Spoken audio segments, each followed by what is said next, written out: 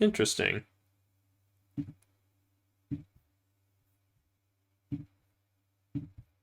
All right.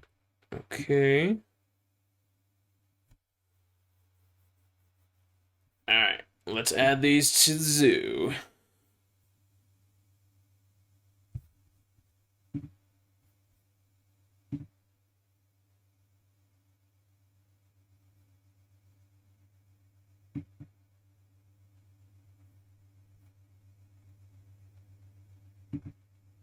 I'm gonna pause the syncing for now, because if I let it sync, then it will be all insane.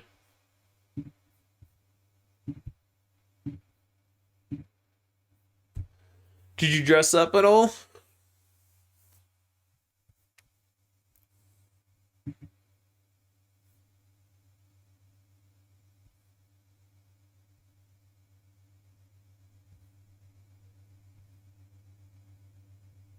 It's pretty good.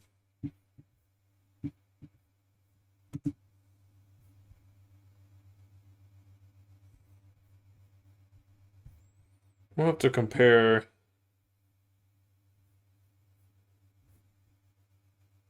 some of these photos with we'll have to do a comparison of the photos to see if my old camera setup was better. I don't know. The camera performed pretty well. I was pretty pleased with it. But the biggest things being that being able to control the being able to control being able to see beforehand how the picture would look exposure wise was pretty good. Aw, that's great. That's such a cute thing to do. I love Lilo and Stitch. It's such a good movie. It's definitely one of my favorite movies.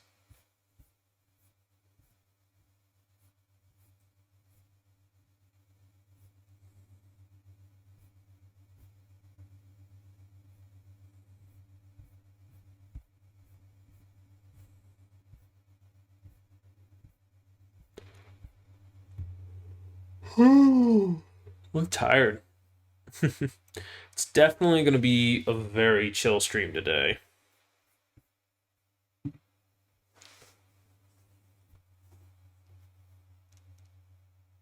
Oh, and Sarah. Oh, nice.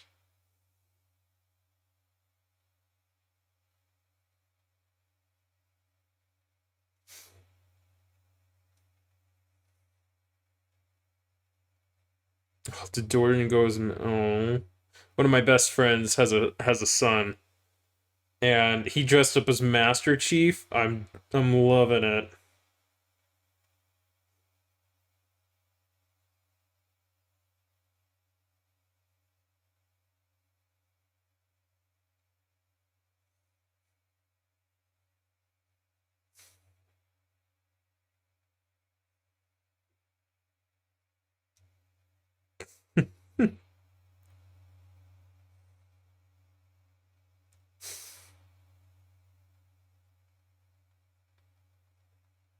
So I'm just looking at a couple things.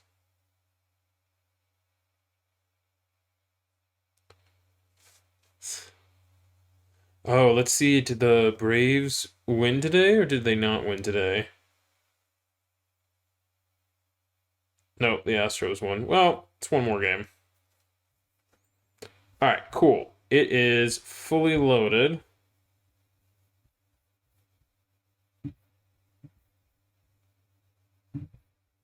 All right, let's do some comparisons. I think I'll do that from behind. I think that's a little harsh to compare.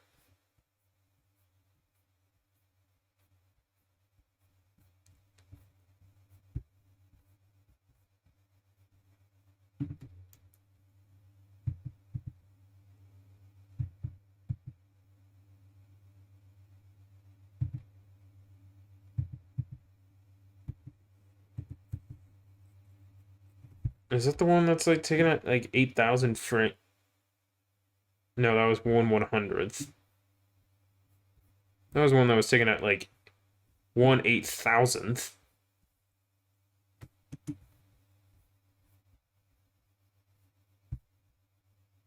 I always like taking pictures of flamingos. They're really cool. They're really pretty birds, and they're just goofy. The only thing that's annoying is that I can't zoom in as much. I think that was as much of a zoom as I could do. But I already complained about this last time. Alright, let's just do a little comparison.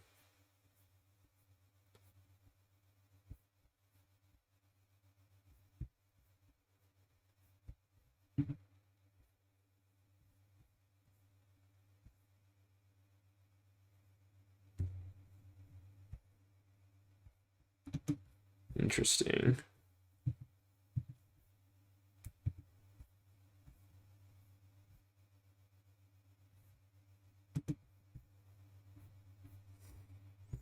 They are, yeah, they are pretty metal because they live in such a unforgiving environment. Wait, did I accidentally add? I totally added some Yellowstone photos. Yeah, I did at the end there. It's all right.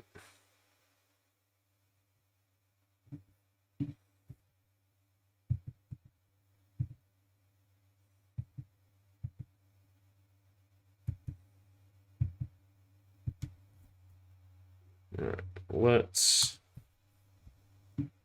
remove that.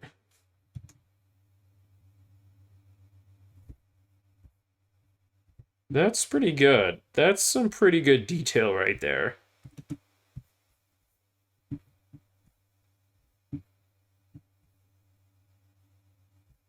Like that's holding up. That holds up pretty good.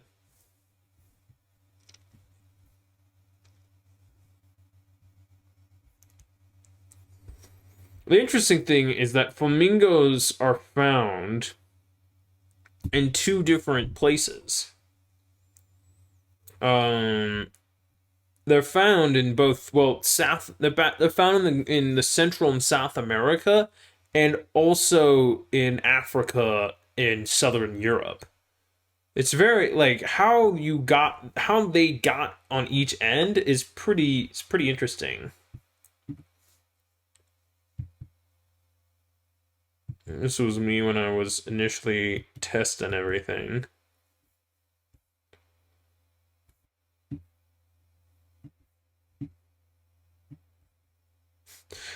It looks like it's such a glare.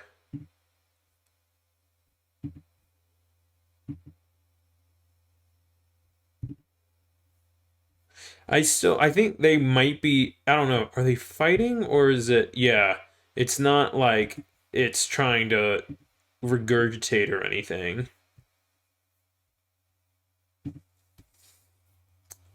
Let's see here. Need to. But I am live.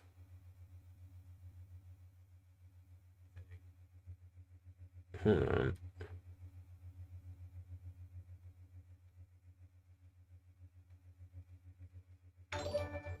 Oh, what just happened? Here comes the woo. I love that. Great song, by the way. Thank you for the follow.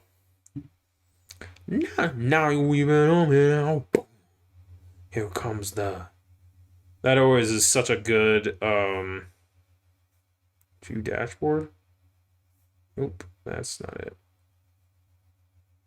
There we go. Perfect. Now I can see. Now I can see like how many people on and stuff like that. Here comes the woo. Thank you for the woo. Thank you for the follow. I really do appreciate that a lot.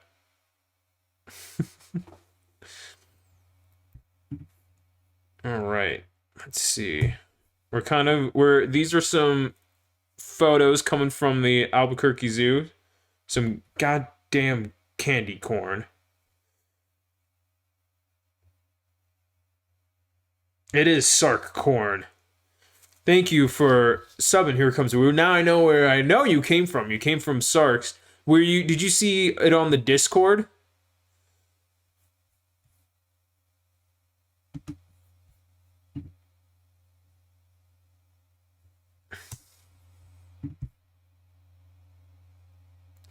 Woot woot. What? Man, the sun must have been. The sun is really bright. I'm glad you've seen the facts. That does make me happy.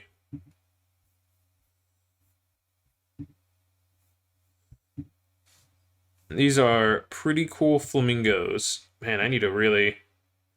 I could not have reduced that exposure anymore. Like, maybe... I don't know how I could have... But I can always just do this, and that works.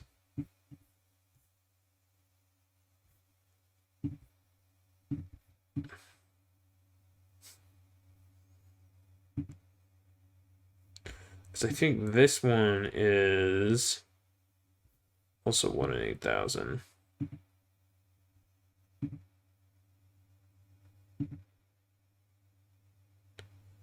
But it had a lower ISO, so I think it had a higher ISO, so I think it took things up. So right now we're looking at Caribbean flamingos, which are pretty cool.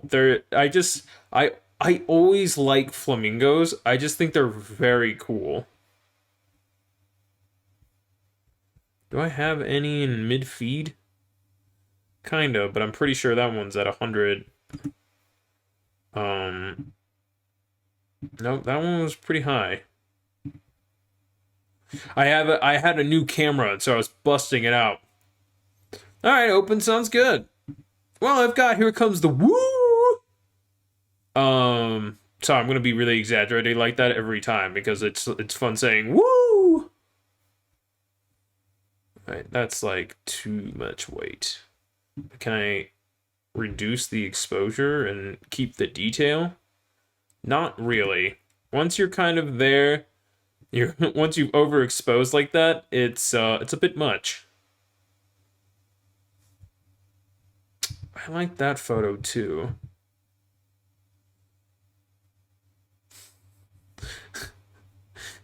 It's like he's heard a funny joke. He's like, ho ho ho ho ho. Hilarious.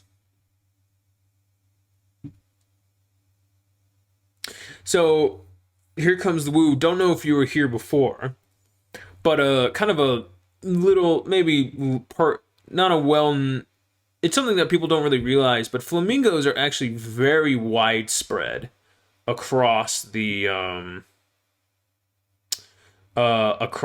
globe. This species is the Caribbean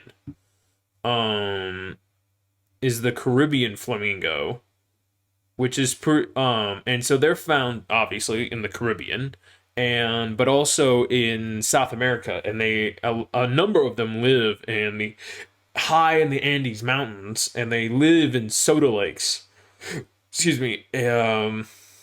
In like Colombia and Peru and Ecuador.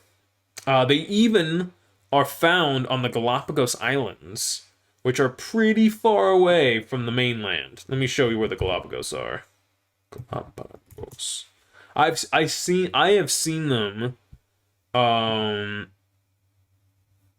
have seen them in the Galapagos when I visited there when I was about 11.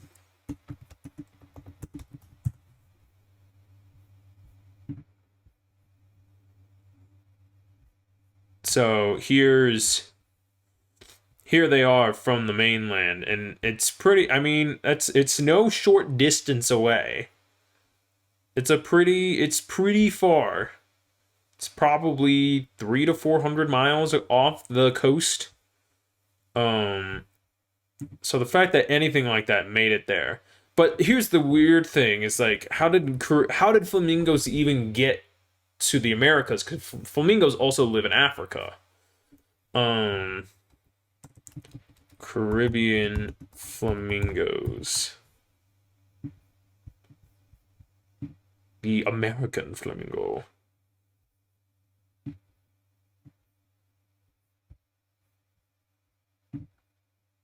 There are how many species? There are 3 species of flamingos: the Chilean, the greater, and the American. So the question is, how did they... Osmoregulation, circulatory system. Wow, they've got some weird... Wow, that's a really long list for an animal. That's pretty cool.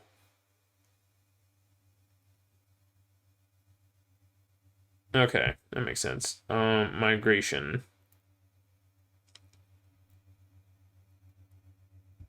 Um,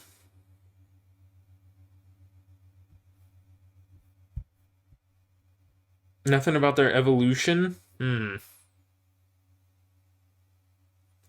That naturally inhabits North America.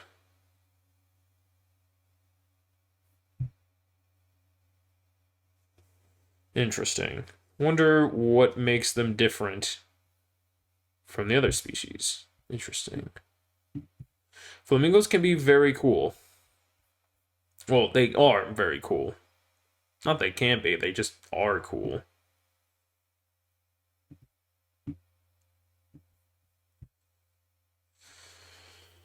Yeah. And their bill is the reason why they got kind of a funky, because they have a bit of a funky looking bill, um, is that they are a kind of filter feeder. Actually, you can see that right now. What frame rate was I? Oh, yeah, that's what happens when you try to shoot something at 1/100th of a second. You need to go way bigger. You need to go way faster if you want to see them pumping. So their bill, let me get a good look at it from the side here. Okay, perfect. So the reason why it has the big flat angle here is because they pump water. I mean, you can kind of see it in this. You can see it in this picture here. So they pump water through their into their bill, and then they push it out with their tongue. And if you look really closely at the edges of the bill here, you can kind of see a little bit of serrations. Not anything like teeth cutting serrations, but it's almost like kind of pseudo, almost like bird version of baleen. You can kind of see it right there. And I think their tongue is also feathery. Let's take a quick look here and see. Man, I wish we could have gotten a little bit of a better look. It's just I got a new lens. I mean, I got a new camera body, which is amazing. Camera body's great, but my lens is it. I had to get a new attachment of my old lens to the new one. I don't have it right with me. It's about that much wider, longer attachment to the lens, and it really cuts down on how much you can zoom. So instead of having a 400 millimeter lens, I probably have maybe a 350, probably closer to a 300 millimeter or 325. What speed was I at on this? 1/100th also explains why it's blurry. So they pump water through their through their bill, which is just slightly open, and then they swallow whatever it is. So that's what keeps it's usually a lot of krill and a lot of plankton, and that's what makes them pink. If you didn't know. I feel like that's usually a fairly common fact that everyone always likes to drop. That flamingos are pink because of the krill they eat. But it's not always. Alright, where's the photo I edited? I was editing. There we go. Maybe this one? Oh, yeah. I also probably wasn't... God, their bills just look so goofy. They look goofy, man. Flamingo tongue.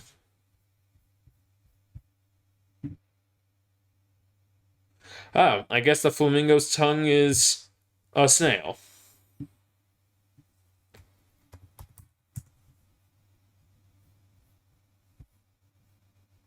Yeah, you can see, yeah, right here. Though I think that's a different species of flamingo, so it may have something slightly different.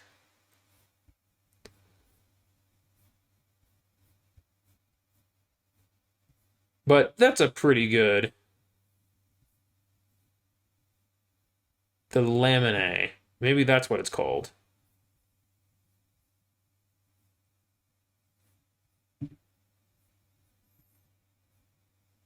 Ah, here's a good image. So they suck through the bottom. Oh, look at that. Oh, here comes the woo. Thank you for subbing. I really appreciate that.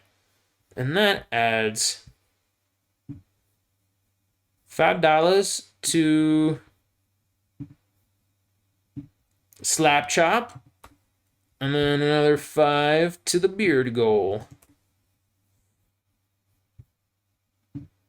I really appreciate the sub, the prime sub. Enjoy those emotes, my friend. Enjoy those emotes. So this is cool. Okay, so man, I wish it would let me zoom in even more. I need to be more of a zoomer. Okay, so what it looks like from this picture, that it sucks in. So when these flamingos are taking in the water, so they take it in at the bottom of their bill, and then their tongue, which has that kind of barbed, feathery stuff, scrapes it up as they pump it. It scrapes it up, and then they eat that, and the water gets pumped out of the top of the bill here, right here. Pretty cool. I think that's pretty dope.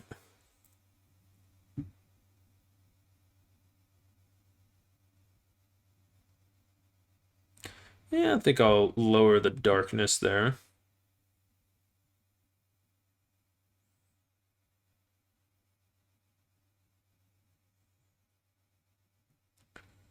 All right, and then what does the original look like? Way redder.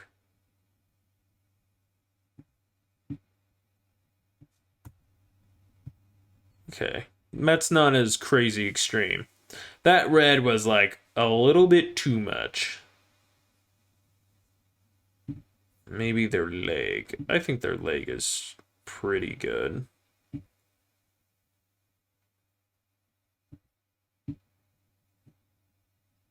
Yeah, I think that looks pretty good. Maybe increase the vibrancy just a wee bit. Just increase the white vibrancy a wee bit. Also, Woo or anyone on the stream, if any of you guys have any questions about animals or about me, obviously totally happy to answer them. This is all about spreading the good word of the Science Lord. I have no water. This makes me sad. I shall soon die of dehydration.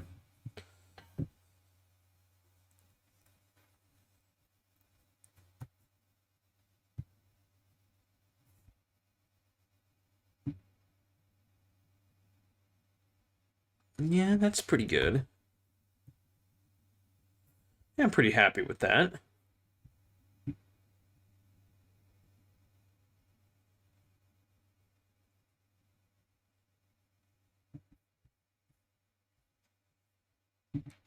So this is with a, like I said, this is with a new camera. So this is kind of a test run, as well as just getting more photos because I've kind of been, well, I have a bunch of old photos that we haven't really gone through much yet. But the new photos are definitely like they're the business. Okay, clarity. Do I need more?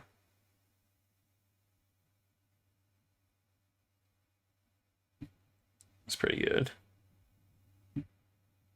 Sharpening. Sharpening.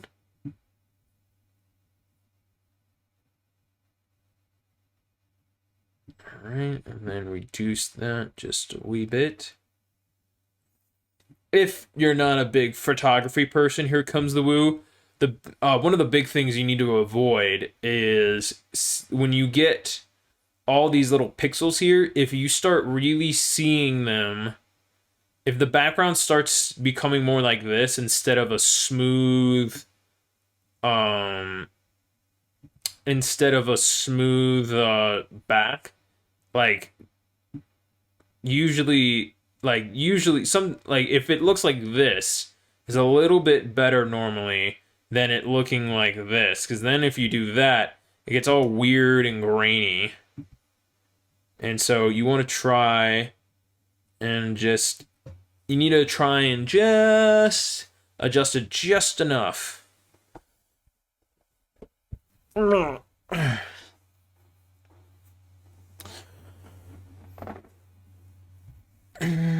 the photo composition could be better.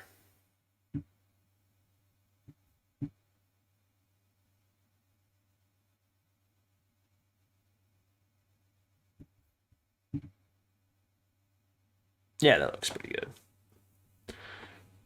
All right.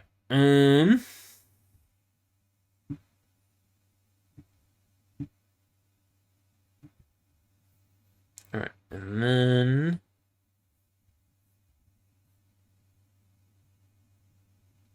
we adjusted that.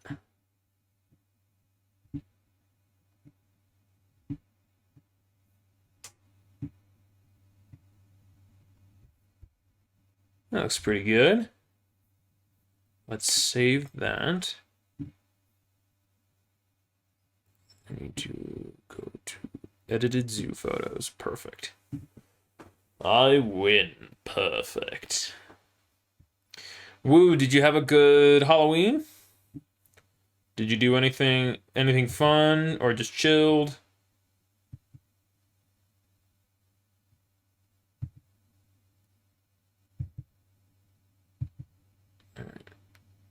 I think I'm good for photo editing.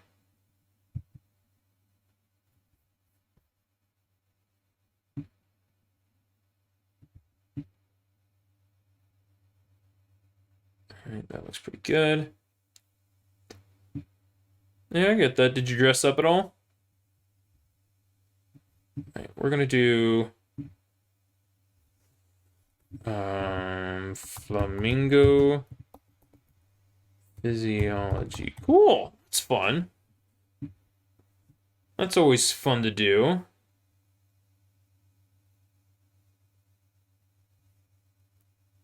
Alright. Let's see here.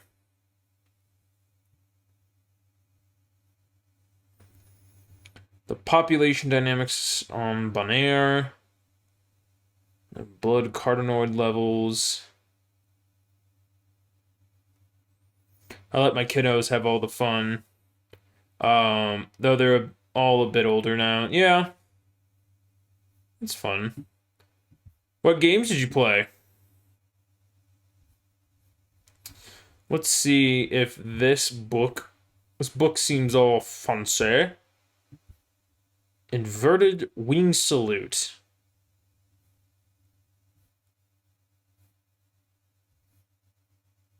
Hooking in Chilean flamingo. Oh, what up, Iron? Sorry, I didn't see that. I hope you're doing well.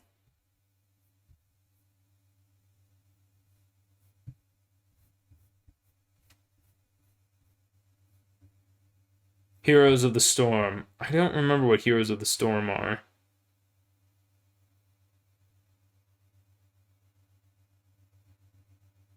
The flamingos protected at all times in Iran. I didn't realize it was in Iran.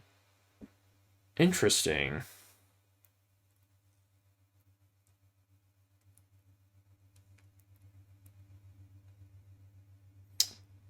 Although a small amount of illegal hunting persists in southern Caspian region and Rejaye, I can't pronounce that. Oh, it's Blizzard MOBA. The annual probably does not extend to 1 to 200 birds. Interesting. Wow, I did not realize that they were in this. Well, they were everywhere in the Soviets. Afghanistan, Pakistan, India. Man, they really are everywhere.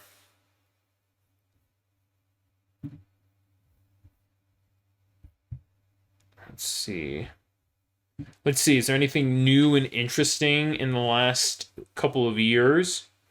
Coloration and its significance. All right, let's see what this thing says.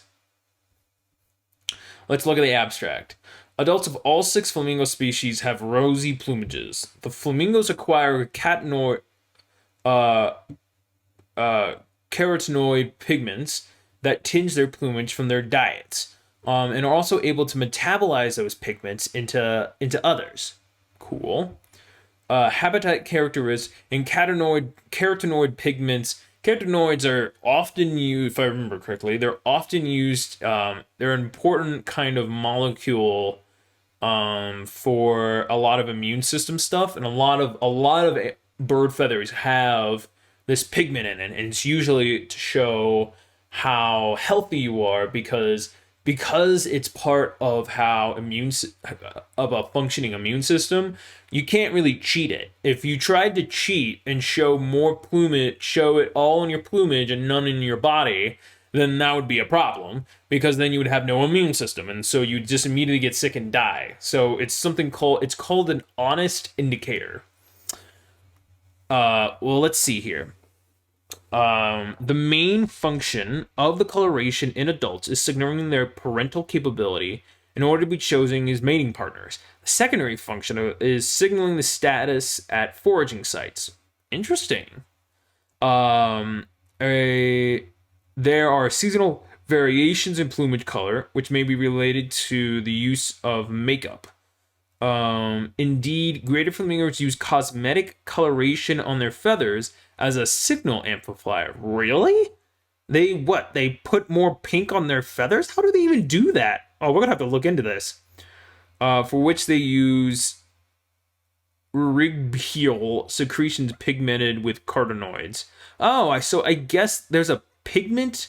There's like a place where they excrete pigment, and then they paint it on them. There's another. So hornbills, Indian hornbills, do this too. Indian hornbills.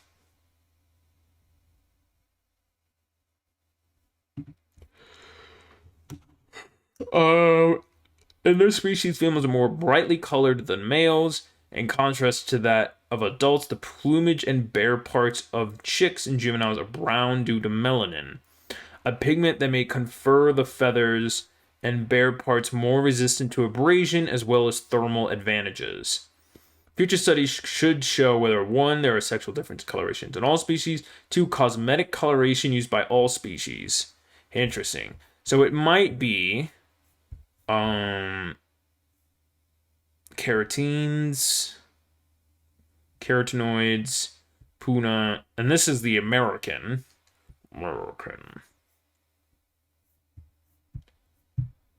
All right. A black greater flamingo. Whoa. American. Black greater flamingo. Whoa, that's cool looking. Look at that guy. Oh. That's crazy looking. That's really cool. Cosmetic coloration are inert tissues, the pigments and tinge that should have them incorporated during molt, meaning that there would be little opportunity of color plumage to change during molting periods. Nevertheless, flamingos are able of modifying the external appearance by manufacturing and applying over the plumage with makeup. That's so cool.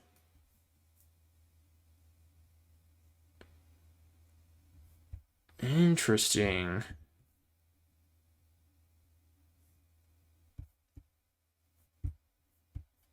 I wish they showed a picture of where the secretion was.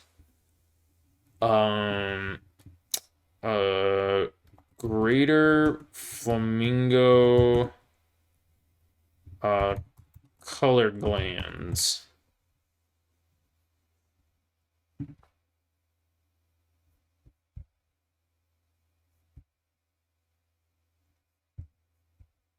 Some slick dance moves. If there's a video, I need to. Interesting. Sexual. Okay, flamingos are cool, man. The long-lived greater flamingo. 437 years. I didn't know that. It's famous for conspicuous groups displays during which adults try to acquire a new mate each year with varying success. We examined variation in the sexual display complexity of wild flamingos aged between 4 and 37 years. The complexity was defined by a product of richness, the number of different display movements, and versatility. What up, Snapple? We're talking about flamingos. There's a rat flamingo hole. I know, right? See, this is what's cool when I do these things is that I when I why is I awake? Why is anyone awake? So the biggest thing that I like looking at an animal and then we do a little research about it, but sometimes we just get stuck in these huge rabbit holes. Like I didn't know flamingos lived to be like over like in their late 30s, maybe 40s. The sugar crash will come soon. Yeah, I've eaten a lot of sugar too tonight. And versatility in a 5 minute within a 5 minute behavioral sequence.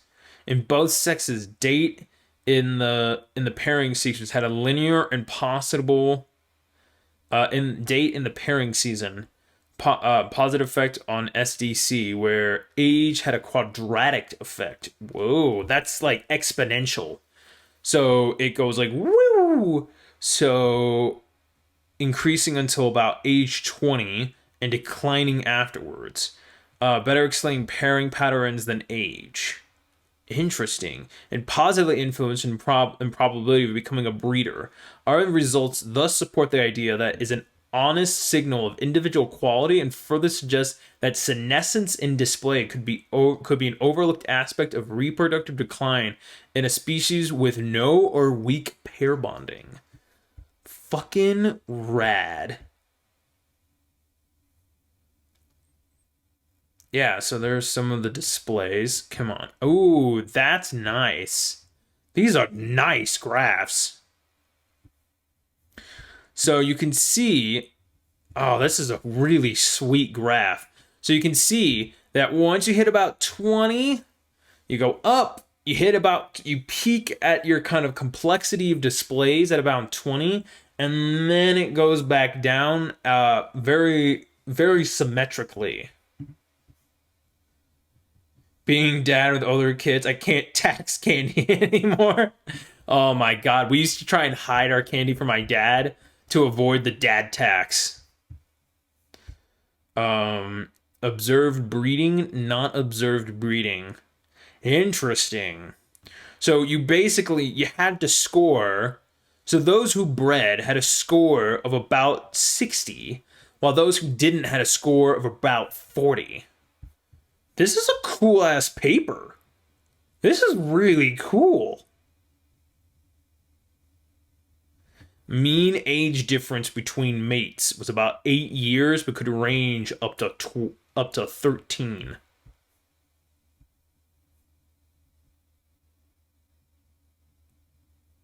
Mean age. So wait, how can you have the mean difference between mates?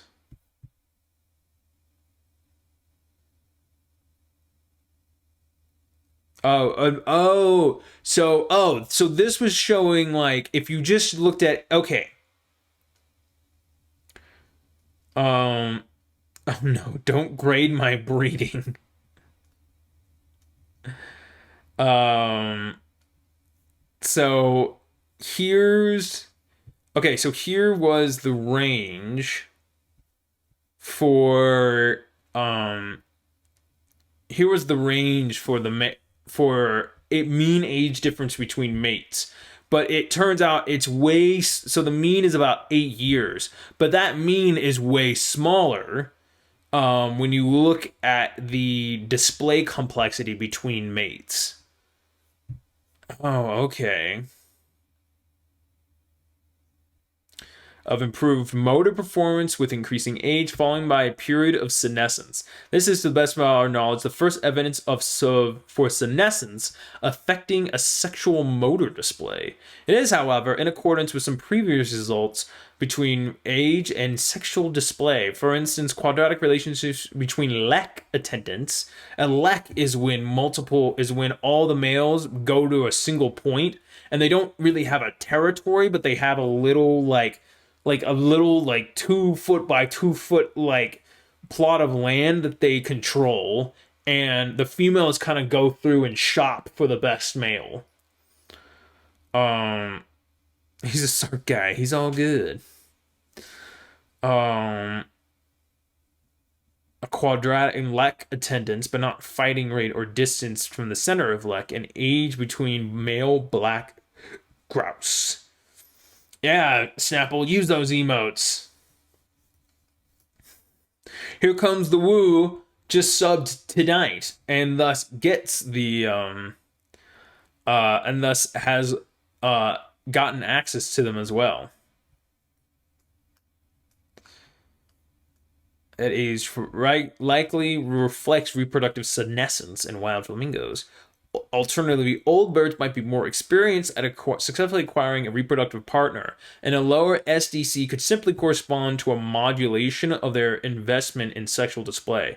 However, this explanation is unlikely, as the probability to become a breeder increases with increasing SDC for both males and females. On the other hand, competing for mates may incur substantial costs, particularly when individuals need to invest heavily into the production of sexual signals to attract a reproductive partner. That is... what a cool paper. What a really cool, super dope paper. I love this paper. That is one of the cool... Man, I love doing this sometimes because... I mean, I love doing this. I love streaming almost all the time, but it's moments like that where I really love streaming, because I just learn such crazy new shit that I never would have known. The only times I would have ever looked at that was maybe if someone asked for me to talk about some facts about flamingos on Sark's channel. Maybe that would be it. So this is an Indian hornbill, by the way, and so the reason why I'm showing this animal too is because it also has a secretion. It secretes yellow, and will paint it. They frequently paint it right there on their wings. Those little yellow spots there are painted on by the hornbill. I don't know if my my flux is I don't know if my flux is interfering with the coloration. But you can... Alright, I'm going to flip... Okay, so we're going to move this over here, and then I'm going to flip back. So you can see here that the yellow right here is very much painted on, which is pretty cool. So it's something similar to what at least greater flamingos have. Now, that's a North African species of flamingo, and whether that's legit or not, whether that is also true for the other flamingo species, I'm not entirely certain. So it may not be that Caribbean flamingos like this species even has that, but I thought that's a really rad-ass fact. So... Alright, can anyone tell me, who was here last stream, Iron, I think you were here last stream, can anyone tell me what species of penguin this is based on what we learned from last stream. Oh, and Snapple, you have a question? Hit me with the question.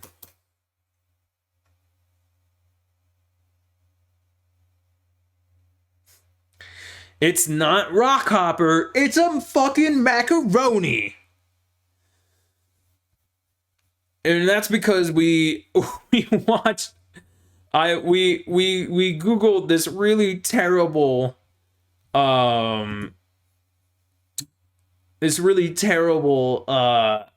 Prezi presentation on Rockhopper, and oh, that would have been a really good one. It had this holy macaroni, a Rockhopper or a macaroni penguin, and so it turns out so these are all right. Where's the fuck's the head? Where's a good one of the fucking head of the freaking head? I need to not swear as much. You railing on Corey's presentation? I was railing on that. I'm like, this is, if any of you ever use presentation like PowerPoint or something, like I will happily critique. And I ripped that one up pretty hard, but I will like happily critique your presentation and give you pointers on how to make a really good presentation, because making a good presentation is a total art form, and not making people want to die is like you will be forever appreciated and remembered as people who don't make terrible PowerPoints. Speaking of breeding,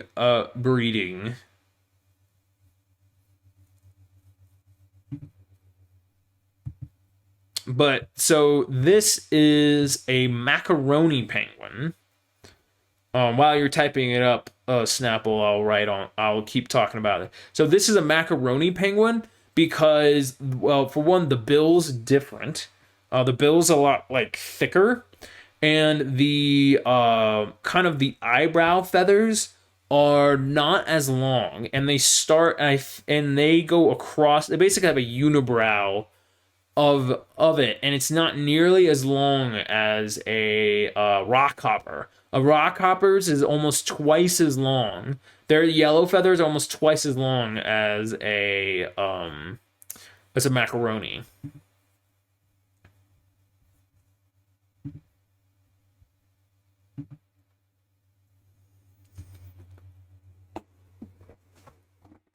So cool. That's a pretty rad picture. I'm pretty proud of that one.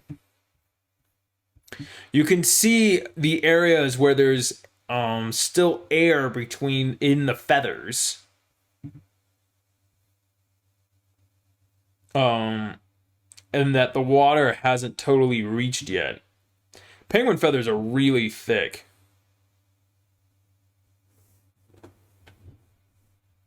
Do what you did to Corey and all his ridicule. He might have been 12, but he should have known better.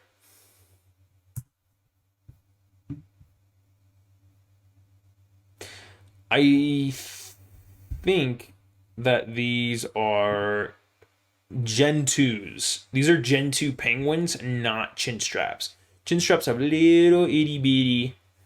Yeah, the little air bubbles coming off the back. That's pretty sick. All right. Keep in mind, this was a half-awake Snapple question. Why don't humans have a breeding season? Did we in the past? Do apes have a breeding season? And what are some animals that don't have a breeding season? A good question. A great question. Great, marvelous question. So, humans don't have a breeding season, likely because our ancestor with apes don't have a breeding season.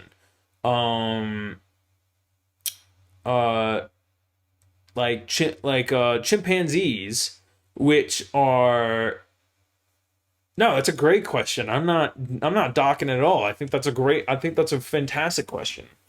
So the reason why humans don't have a breeding season is because we're just primal. Is because our last common ancestor that is shared between chimpanzees and humans, and even gorillas and humans. They don't have a breeding season. They will breed anytime they can, at any time. And part of the reason for a breed, so the reason why you have breeding seasons normally is because you are in an environment that has a very much a boom and bust cycle of plentiful and nothing. The closest thing that, well, not even orangutans, which have an insane boom and bust kind of cycle when it comes to with food. Like they can have almost nothing for years and then a bonanza of unimaginable proportions. It's called a masting. It's called masting. A masting forest.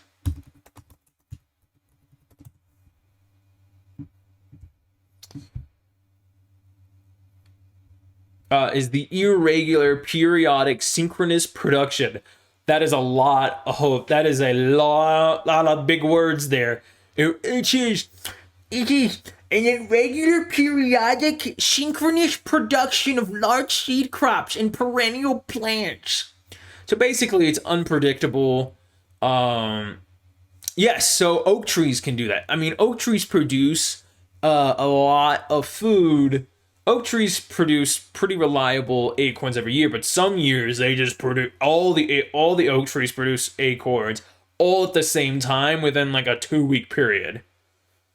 Um, so it's so it gets wild. And so you can have like it literally will not um maybe there's a good graph in here. Abundance of acorns. So I mean a lot of this happens in Southeast Asia with orangutans.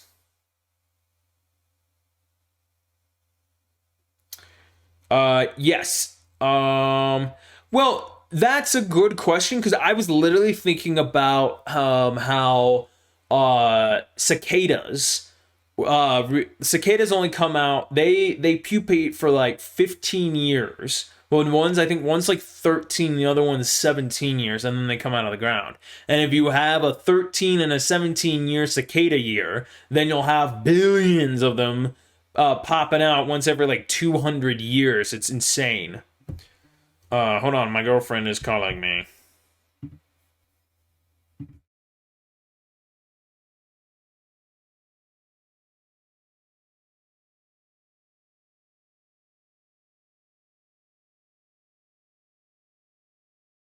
All right, hold on, guys. I need to turn down the AC, and I'm also gonna get some more water. Really? Sounds really cool. I mean, I grew up with cicadas everywhere, but I don't remember being around for like an insane year of cicadas. Um, I have all the good questions today, it seems. Started with my first yes, we will be getting back to that. Let me turn down the temperature and fill up my water, and I promise we'll get back to that.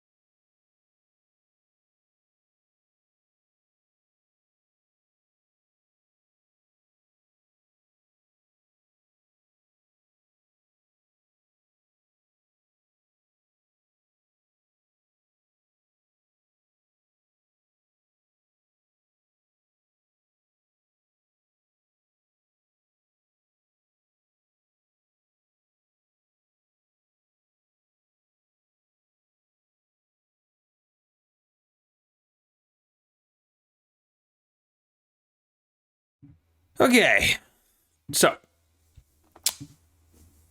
apes don't really have a breeding season. Most monkeys don't really have a breeding season.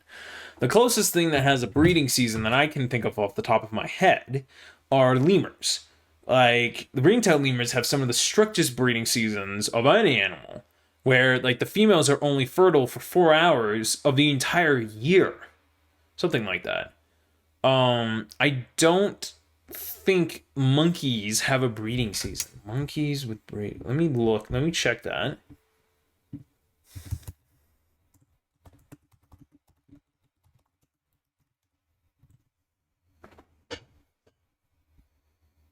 Oh wow, monkey giving birth. Okay, yeah. Seems like breeding season is pretty common everywhere.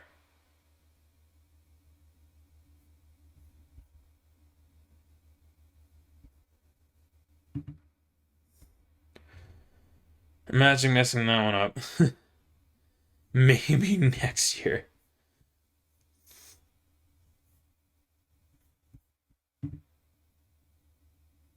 Oh, the reasoning when half awake this morning. So yeah, no, it's good. It's a great question. So often it's so for humans, it's a lot of it is probably because we're ancestrally derived from primates that don't have a breeding season. Um, I think it's part of it is because of apes, the apes' ability to have such a diverse diet and being kind of intelligent enough to, and also having kind of, a lot of them have, a lot of animals, a lot of primates have very omnivorous diets. But even the ones that don't, they feed on high enough quality food that they don't really need a breeding season in order to get away with it. Also, kind of like what, so part of the reason why is that most primates don't breed every year. They don't all synchronize like swellings together at a certain time of the year. Every female um cycles differently from all the other females. And so when she's pregnant and having babies and such is different. And also that's a lot of it is due to like ranking and status. Like females of high status can have more babies. Their interbirth interval, which is how many years between the birth of each baby they have, is less. Is usually way shorter than a higher ranking one is way shorter than a lower ranking one. Like in baboons, it can be like by like a year, by 2 years. And well, actually, no, I take that back. For apes, it can take years and years. Like chimps, it can be minimum is 3 years between babies. Usually it's like 4 to 5.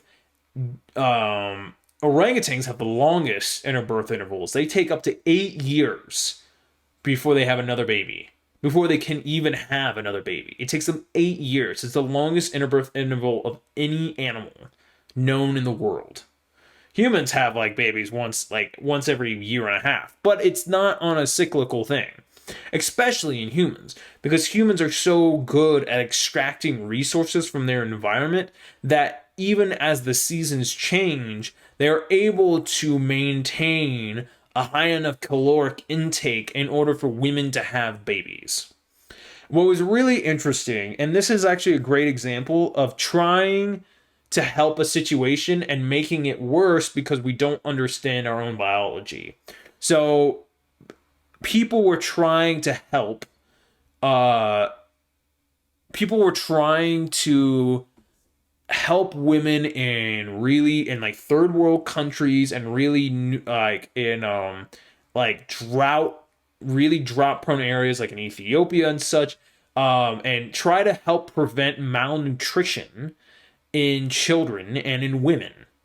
And so everyone thought, hey, if we just give them more food, increase their access to food, it obviously will make them have like bigger babies, like less malnourished children. But the opposite was found, that if you gave them more food, then they just had more children, and the children weighed even less. And they were even in a even worse. Sometimes they were put in an even worse situation than before, because now they had even more children to feed. And they didn't like, and if you stopped giving them the extra food, then they were really fucked.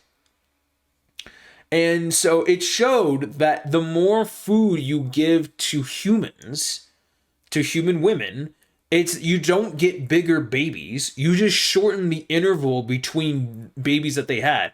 A way to actually effectively combat like malnutrition was birth control. Because then women weren't having kids all the time, and the fewer kids they had meant that the meager resources they had actually could go towards sustaining their children.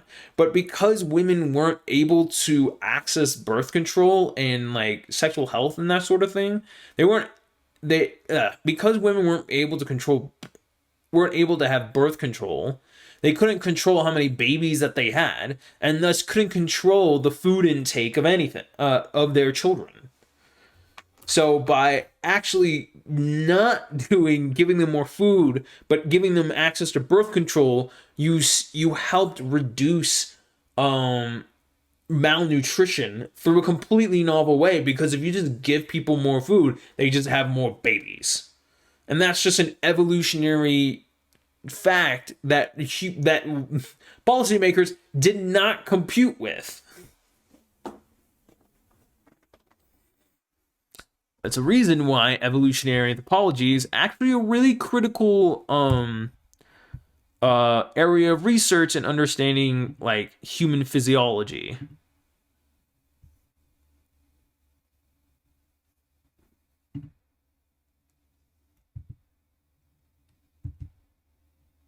You know what? I am really liking the fact. Oh wait, I'm like, look, it's making little turbulences. Nope, that's just poop. I'm like, oh, look at the bubbles it's making. Nope, that's fecal matter. That's uric acid.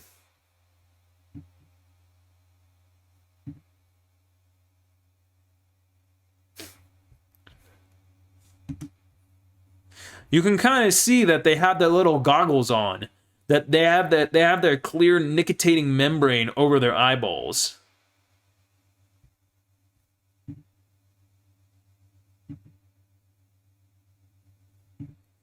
It was hard getting these photos, and I got really late.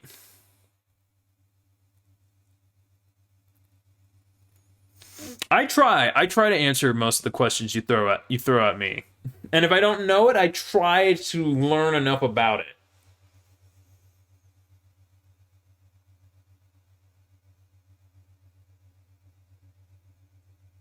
Nicotine? No. Nictitating. Yeah, that spelling was pretty interesting. You must be tired. So, yeah, humans don't really... So, apes don't really have a breeding season. In part because we've adapted the ability to extend... just being able to provide reliable milk and having extended parental care means that, like, if things get tough, like, this happens in orangutans especially, because things can go from plentiful to almost nothing in a span of a couple of weeks. So in like orangutans, babies frequently flip from eating solid food to mother's milk, and they fall back onto mother's milk when food is low. So, and they'll do this until they're like 6 or 7. Like orangutans, it's not like orangutans aren't just weaned and then they're good. Orangutans actually need their mother's milk way late into their lifespan, way late into their adolescence. because food can be really bad. Because food scarcity can be up there. I'm gonna edit this photo of a Gen 2 penguin. Penguin. If you haven't seen the video of Benedict Cumberbatch mispronouncing penguin, it's the funniest thing. He says penguin. He just like I think it's one of those things that when you say a word so many times, you start losing the ability to like realize that you're saying it incorrectly. Well, I appreciate the stream. I just need to crash and get some sleep and work week. It was great and nice meeting you. Here comes the woo.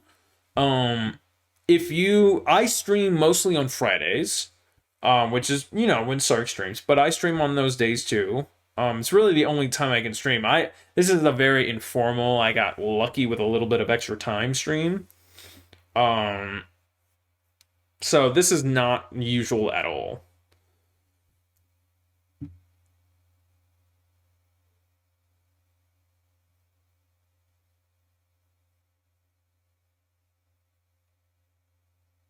Yeah, like that.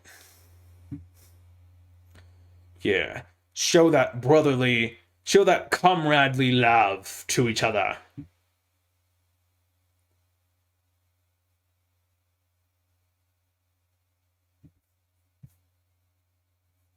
All right, that's good.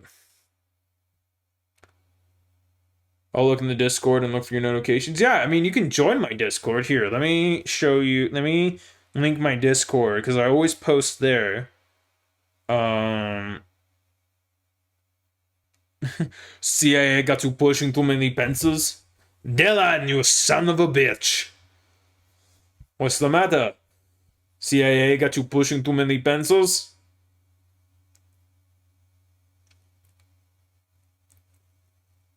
Temp. Do I need? Probably a little bit of this.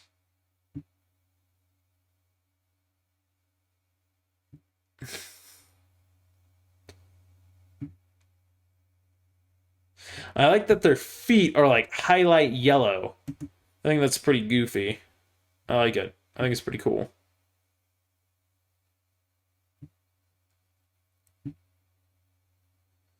Turn around.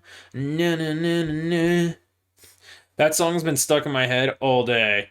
And it's because it's part of a really funny meme. For those who watch the sport ball, football, one of the games was lost because at the last like 10 seconds of the game, my team was about to win, and then they threw the ball toward a receiver in the end zone, and he had not the play that they had called clearly was meant to not be thrown to him because he was not paying attention, and his back was to the quarterback.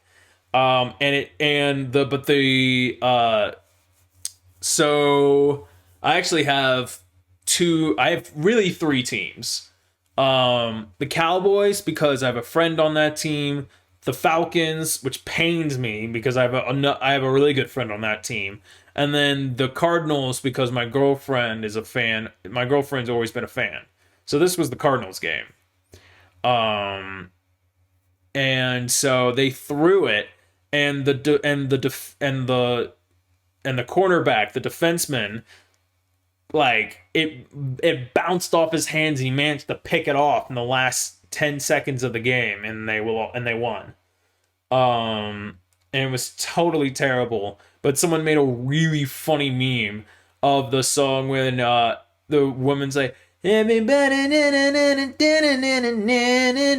and the guy behind her goes, turn around. And it's just like the quarterback and the receiver, because the receiver didn't look at all. He had no idea if the ball had been thrown to him. And he just goes like, turn around, turn around. It's so funny. I'm doing a terrible explanation, but it's still funny as hell.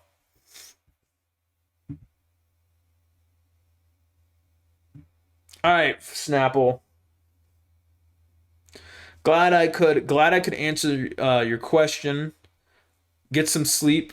As one of my favorite quotes from a book that I've read, it was from the Dresden Files. He goes, "Sleep is God. Go worship." So yes, go, my child, and sleep. Even though you're probably older than me, go, my child.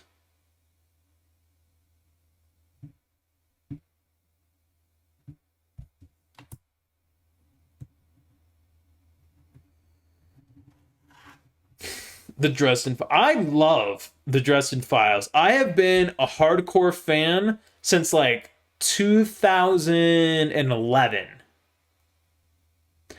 Oh my God, Snapple! You know the Dresden Files? Fuck yes! I am all about the Dresden. Don't go near tech. Absolutely.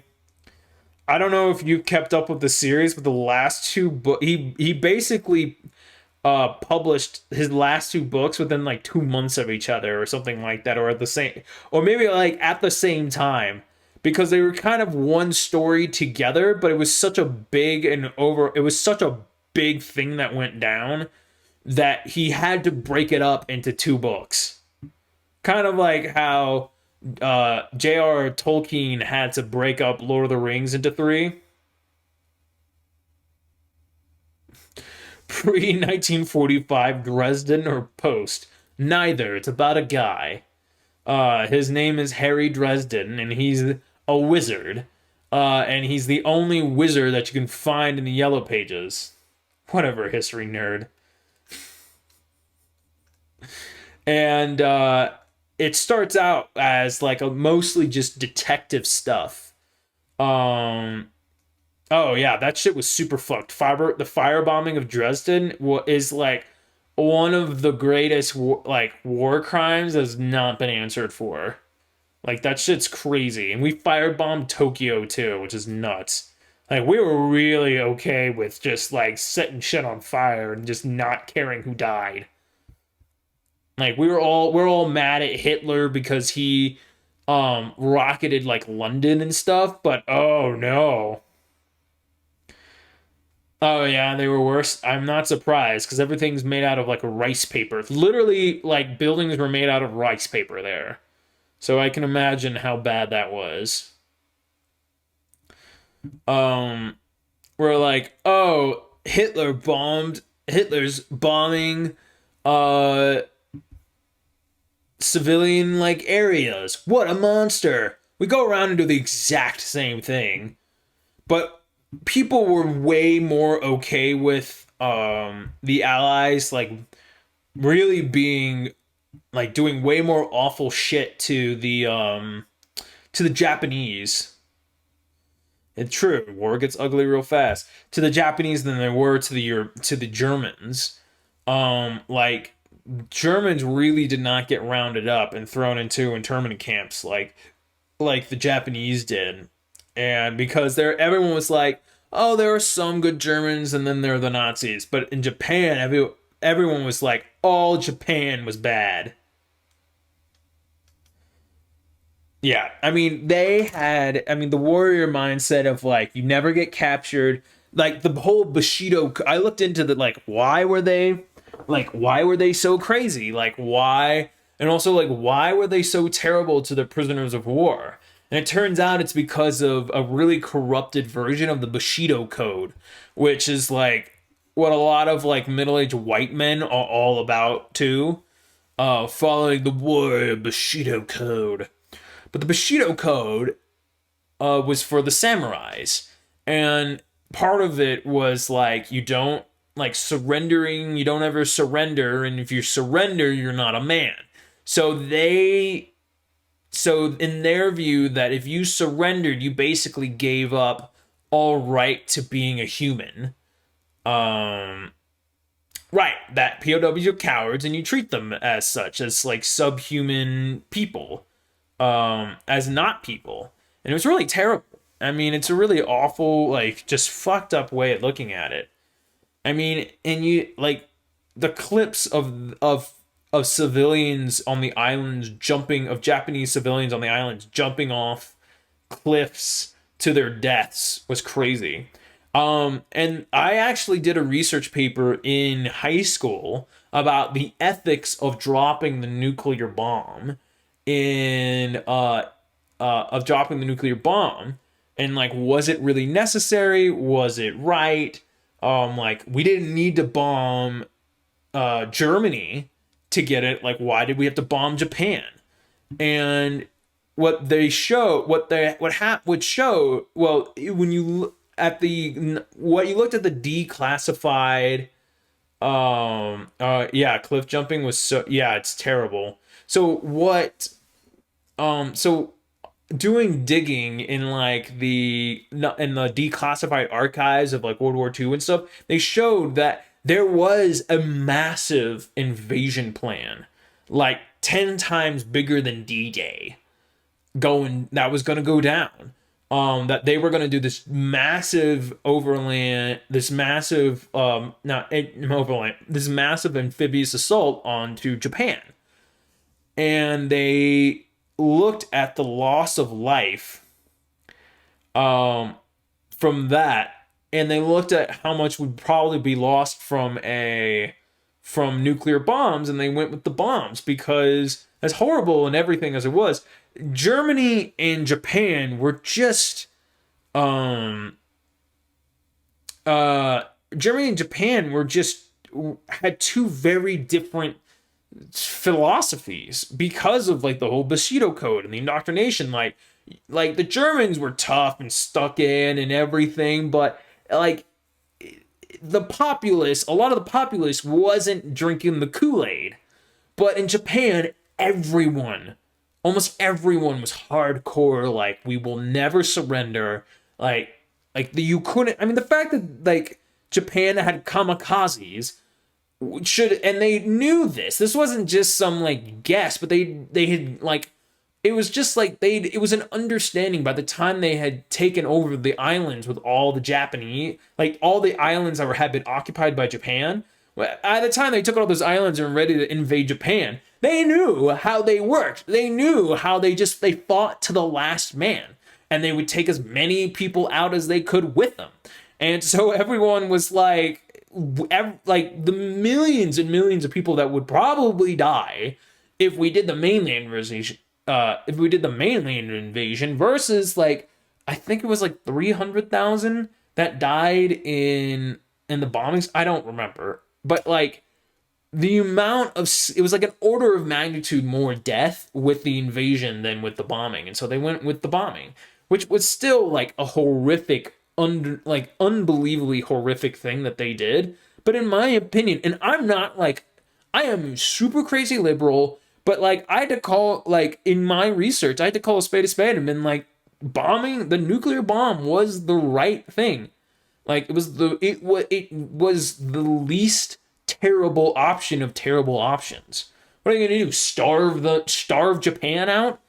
Like, you could try, but like then you're just condemning millions of civilians to death, a really terrible death. Whereas a lot of them just evaporated just like that, didn't feel a thing. I mean, but the ones that still got irradiated and everything, I mean, those were really also very terrible deaths. I'm just glad I did not have to make that decision. Let me just tell you. No, I agree. I agree. All right. Gen 2 penguins. Oh shit, I gotta lower the temperature. I'm gonna be right back.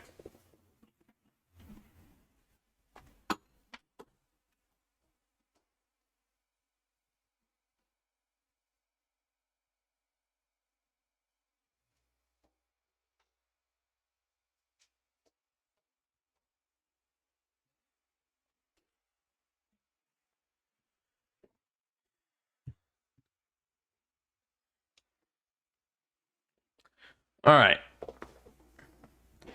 Microplastics in Gen 2 penguins. Oh, great. Let's see how this is. Present in virtually all marine ecosystems, even in remote areas.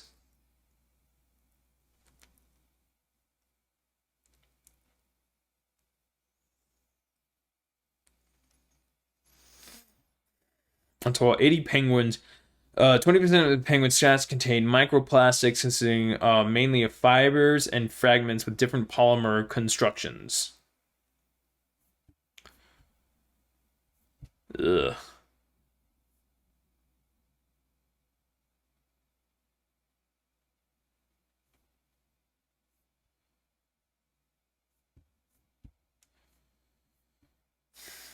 Well, that's really sad. Unsurprising, but incredibly sad.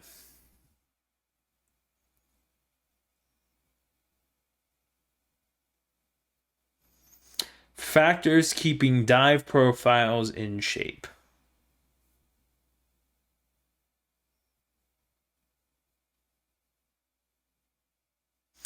I have not seen any of that footage. That sounds incredibly sad. All right, let's see if there's any recent, other than the microplastics. Cryptic speciation in Gen 2 penguins is driven by geographic isolation and regional marine conditions.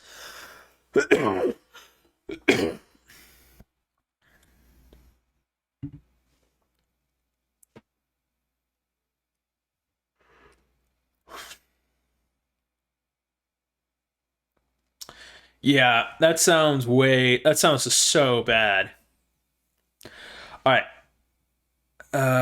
By data deficiencies with many new species and subject awaiting descriptions and reclassification. That phylogenetically delineated species of Gen 2 penguins distributed across Antarctica are subject to spatial explicit ecological conditions that have limited gene flow. Interesting. So it seems that as you go around the Antarctica, you see. Oh, I would agree with that. That finding the Pacific was way worse. I wish they'd show the different like coat colors.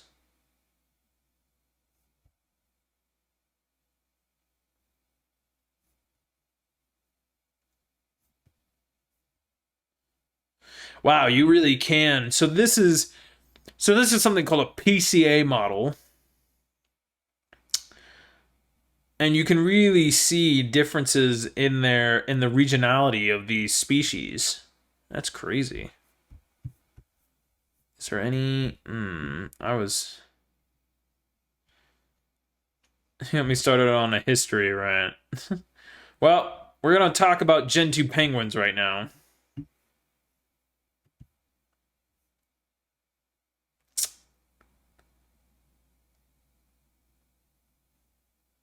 Sentinels of climate change.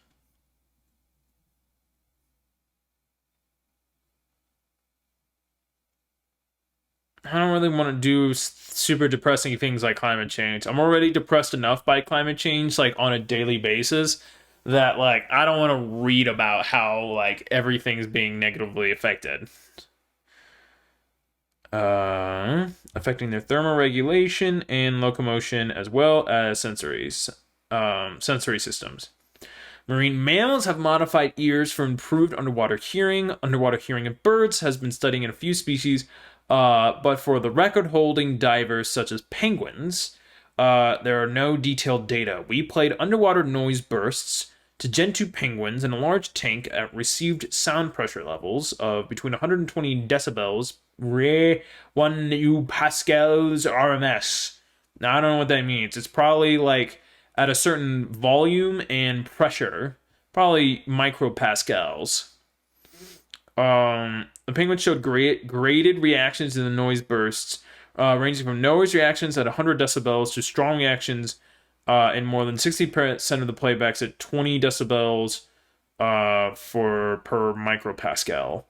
The responses were always directed away from the sound source. The fact that penguins can detect and react to underwater stimuli may indicate that they use sound stimuli for orientation and prey detection during dives. Further, it shows us that penguins are sensitive to anthropogenic noise like many species of marine mammals.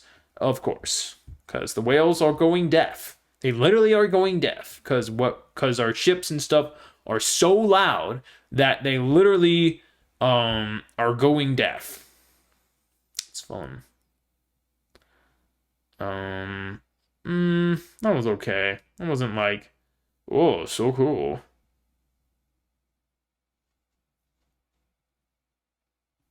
All right, I can't watch these super depressed. I can't keep doing these super depressing ones. Evolutionary ecology. Sedentary trend and its colonies are not numerous and not increased since 1900 as it have adélie and chin straps. Few other species are so widespread, and no species exhibits so much variation in biometry and weight. Differs from all other penguins, in particular in the level of breeding asynchrony according to locality. See, that's some cool shit right there. This shy penguin is present on many subarctic and Antarctic peninsula. Interesting. Let me see. Huh. As sedentary on sub-Antarctic islands, but migratory on the Antarctic Peninsula and its surroundings. Even in Antarctica, however, Gentoo exhibits less pronounced migratory behavior than other two species of the genus Persiguidus. Periods of absence from land are rarely more than 3 months in duration, and visits are made during winter. Conversely, in subarctic zones, some gentoos do not return to colonies between breeding periods. Certain banded breeders on Cozette Island were not seen up to 5.5 months. All right, Iron, sounds good. I hope you have a good night. Get some rest. Numbering breeding was low. Interesting. An extraordinary variability in size, which has tempted some authors to recognize several subspecies. Small size, breeding on the Antarctic Peninsula islands, breeding in latitudes less than 60 degrees south. Little is known about the northern populations. Weights and measurements are particularly scarce for Cozette and Kerguelen Islands. Gentoos have some of the largest body size of all populations. And they were showing that the genetic populations of each one was really distinct, that they almost never crossed over, and that must be because of the size and their location and stuff. Let's see. 6 kilograms. Korean is 5. Almost just 4.5 kilograms. That's pretty small, and that's 70. Like, that's a lot. That's a pretty big number. Column length 60 centimeters, 51. Antarctic Peninsula is very small. They're like almost 20, they're almost 15 centimeters shorter. It's crazy. Population size, continental shelf area. Interesting. As the continental shelf area increases, so does the population size. It must be where they eat. Interesting. All right, that's some pretty cool. That's some good stuff for Gentoos. I am satisfied.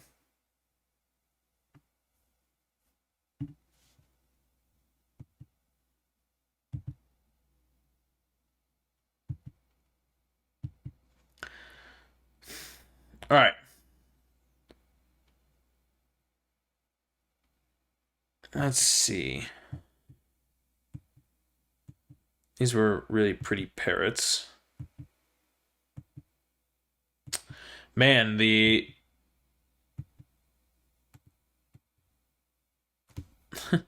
oh my god, you can see where they've like rubbed on their belly because they lean like this so much and they slide back and forth that they've rubbed all the feathers off their belly. How weird. Well, they're really hyacinth macaws. These are hyacinth. They're really big. They're also crazy endangered.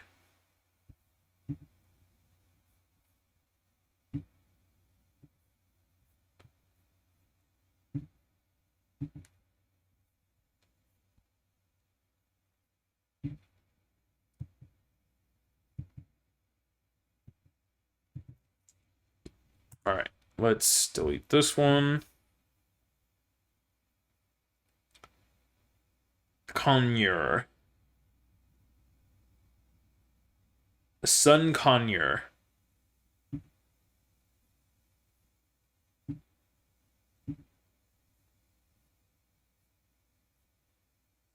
Does a pretty good job in low light. I will give this camera that.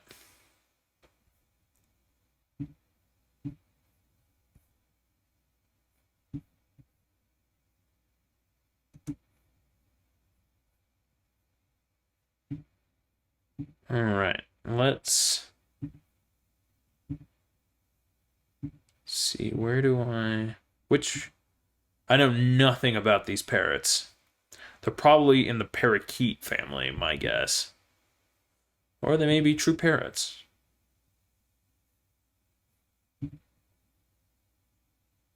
God, what a pretty bird, though.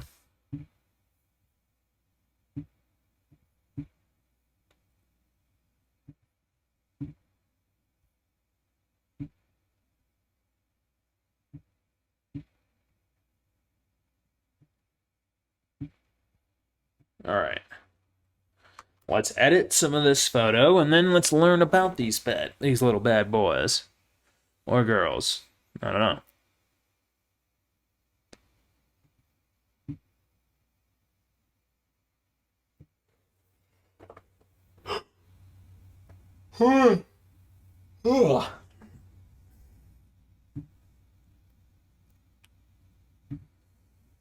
Okay.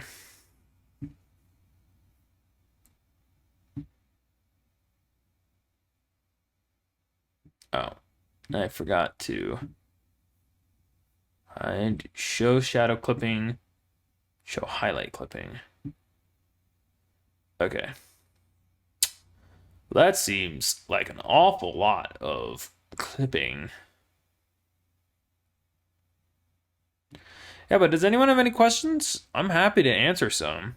I do very thoroughly enjoy engaging with the public because I'm so famous and so amazing.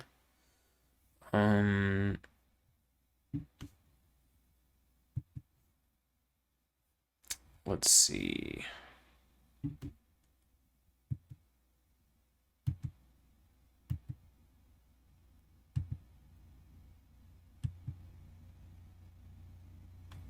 If I dehaze this. Oh. Then that becomes way better.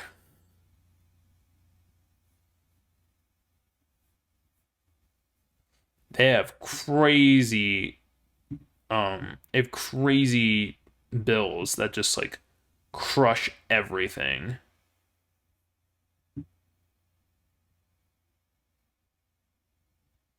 Whoa.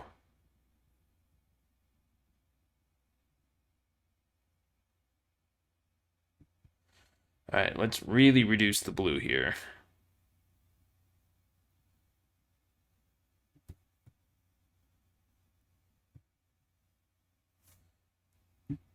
God, this thing got real wild, real fast.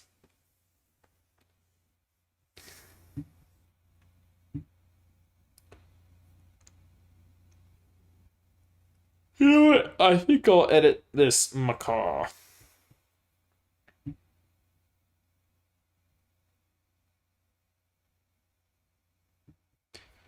All right.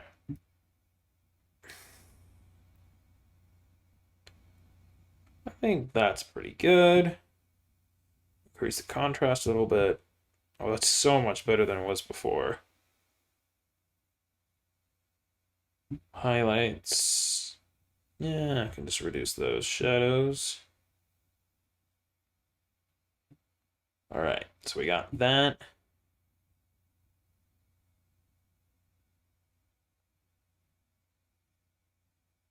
All right, I don't think I'll have any white, but maybe I'll have. I think I'll just leave those two kind of in the middle. Its feathers were really that blue, though. It's such a pretty bird. All right, cool. There's a little bit of red, so that's good.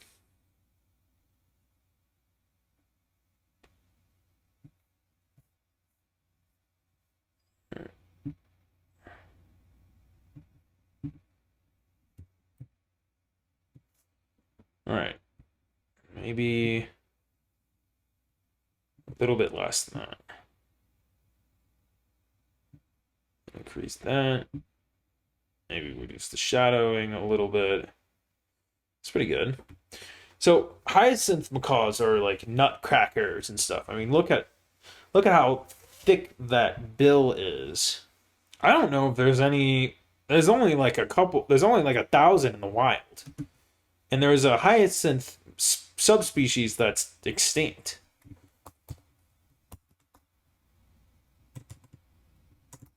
Hyacinth macaws.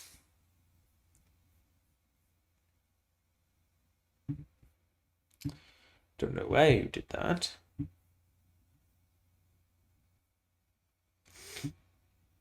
Yeah, this one was weird. I mean, look at that.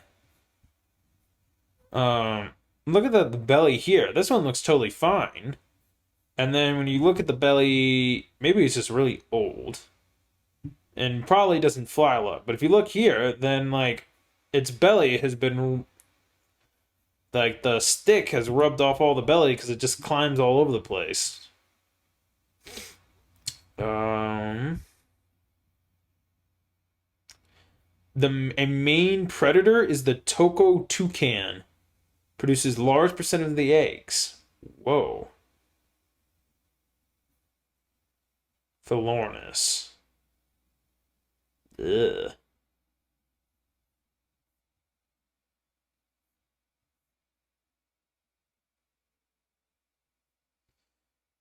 The first process estimation was 3,000. Had increased to 6,500. Okay, well that's good. The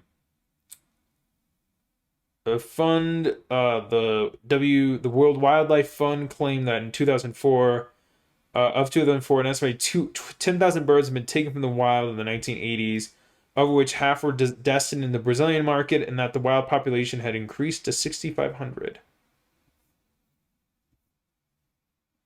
Yeah. Oh, man.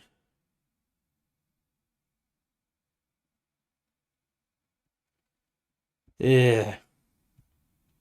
Not recommended for novice bird keepers because they requires large amounts of space, regular exercise, custom built stainless steel cage, powerful beak can easily destroy most commercially available parrots.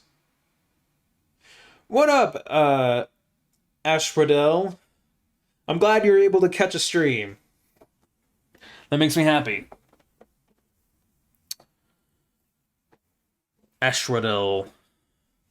Bird is often described as gentle. However, while not generally an aggressive bird, it appears to enjoy interacting playfully with humans, and its bites can cause injuries from mouthing and over. It must be trained at a young age to discourage this behavior, but it may be impossible to prevent it entirely.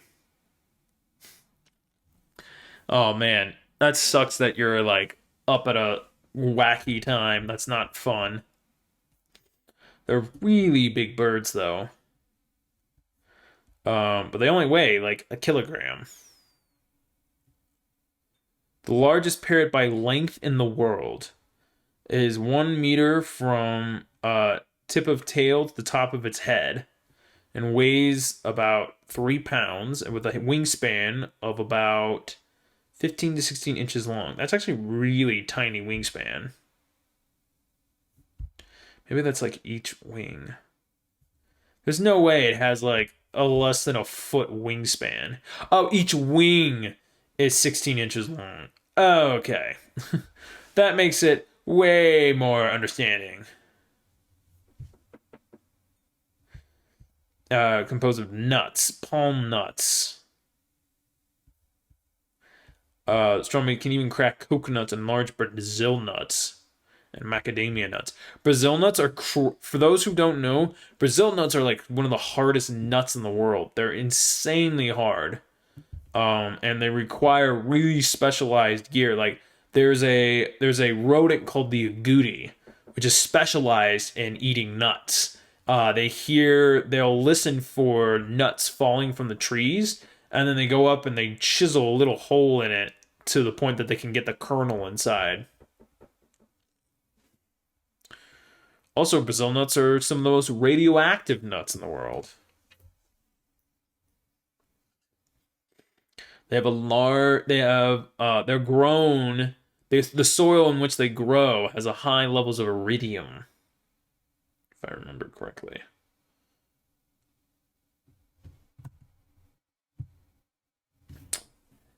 Um, Probably not a lot. I bet you it's concentrated in the nut.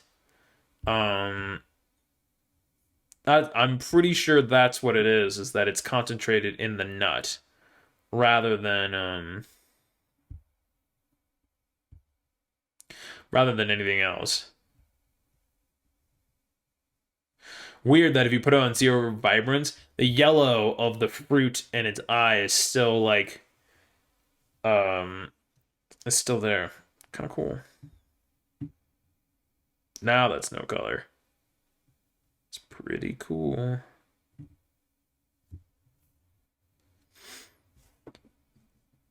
Yeah, I'd probably say I don't know. This is me totally talking about my butt here, but I would probably say it's negligible in the trees. I could be totally wrong. And if you find any like evidence to the contrary of that, just post it in the chat and we'll look at it.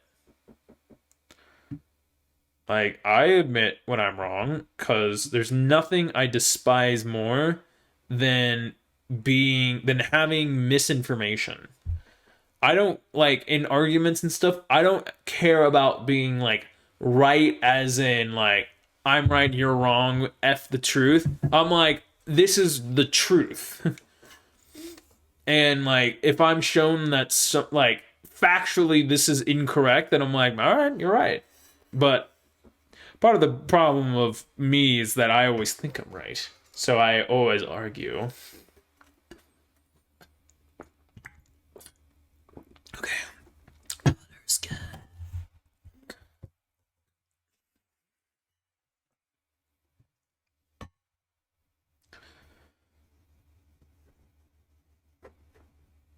All right.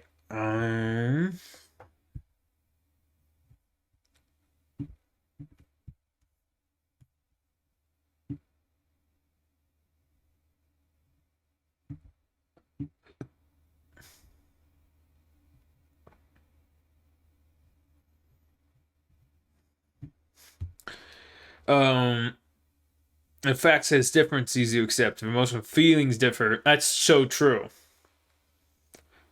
Um, but if I find, yeah, definitely, I love learning new things. And if you have any questions yourself about any animals or anything about science or anything, like let me know. I love answering questions. It fills me with great joy.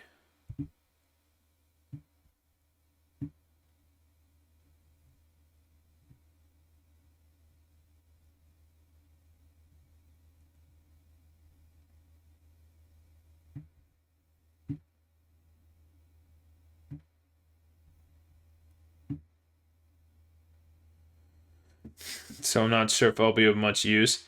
It's all good. I have a massive headache. This has been kicking my butt this past week. You've had a headache for a week? That sounds like not good.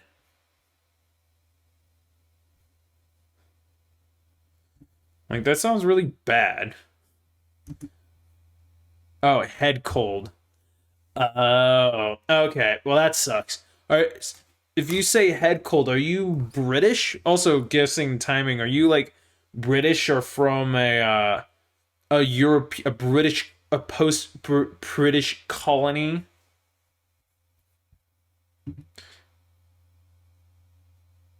I would be in a dark room. I feel like you'd be like on the verge of. I feel like you'd be like having a stroke. My first English was British English, but I'm Dutch. I grew up with the BBC. I get that. I feel like this. I feel like this parrot is just old.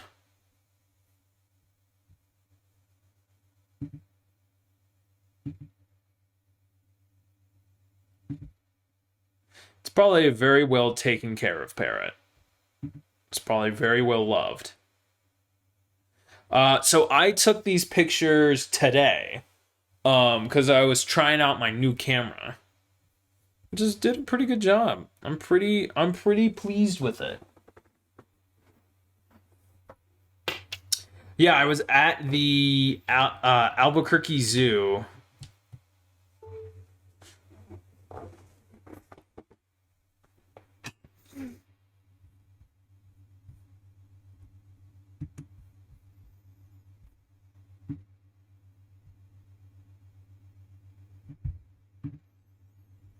Trying to get that parrot was so freaking hard.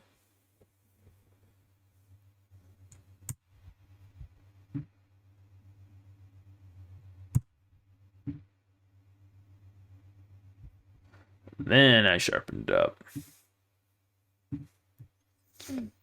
I've heard of that place. I don't really know how to spell it either. I just write. Anytime I write letters and stuff, I just go ABQ. Makes life easier.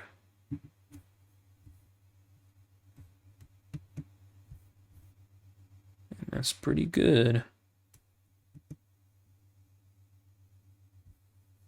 Now that does make me want to check, like, okay, so if I look right here. Yeah, so this is a stellar sea eagle. They're pretty badass looking birds. So if I want to look at, like, the eye about that big, let's see.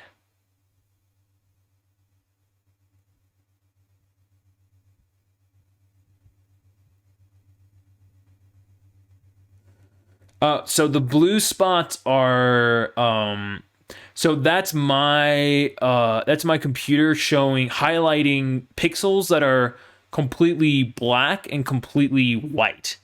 It allows me to even out the color on them so that I can it helps me even out the colors.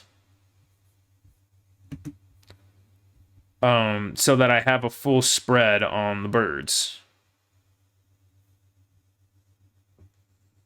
Ever seen this on a type of critter? Yeah, that either than on a hyacinth macaw, you wouldn't really see that kind of blue.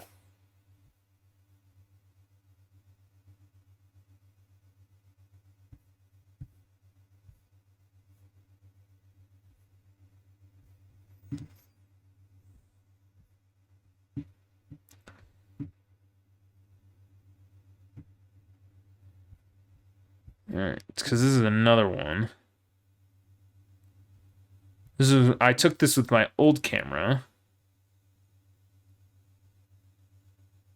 I don't know if the quality is a little better. It's almost the same.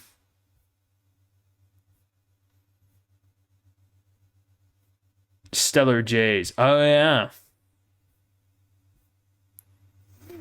Well, the bluest goddamn bird I've ever seen is a bird called the lilac-breasted roller. And it has like a neon blue to it. It's so crazy.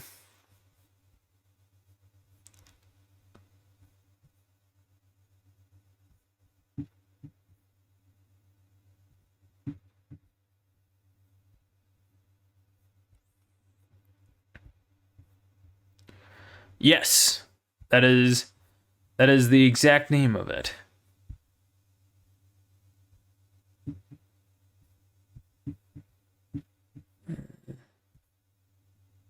They always get freaking like feathers stuck in their nose. It always makes them look so derpy.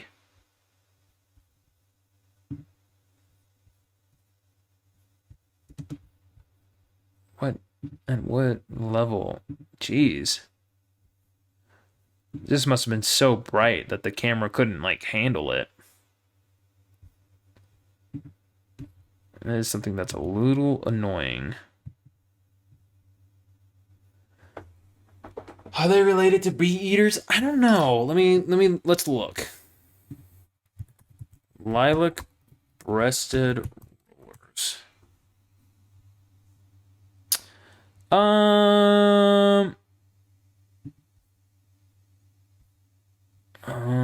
Let's see. What is there? No, I don't think that they're related to bee eaters. I don't think they're closely related.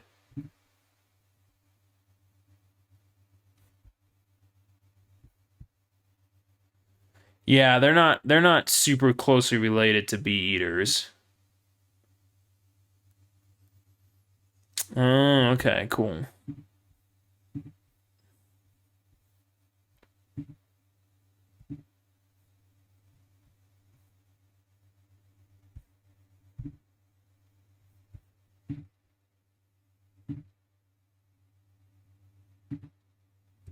Man, that white got real bleached out.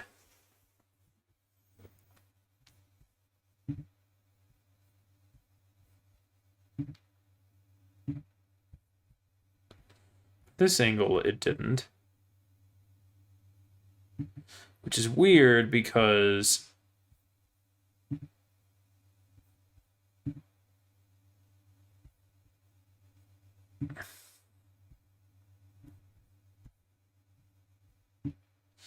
well, it's kind of cool here because you can see right here is the nictitating. So right there, that's called the nictitating membrane.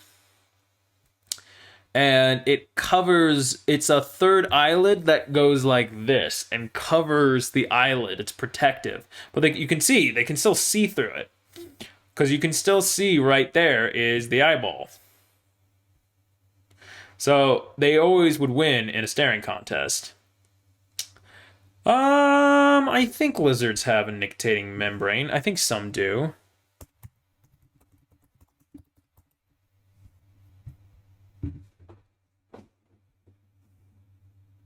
Yep, you're right. And frogs and birds. Oh yeah, dogs. But it's rare in primates.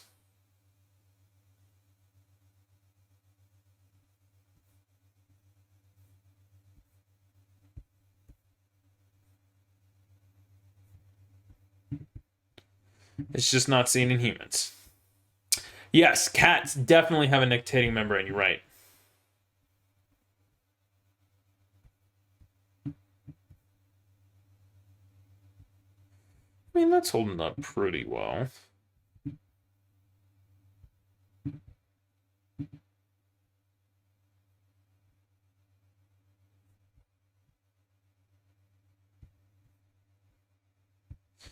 Look at those big old talons. He's chipped a nail.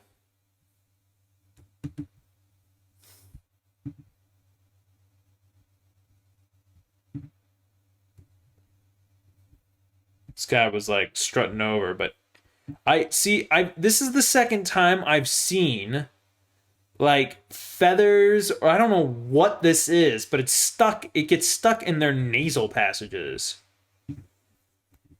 What is the white fluff stuck in the noses of birds?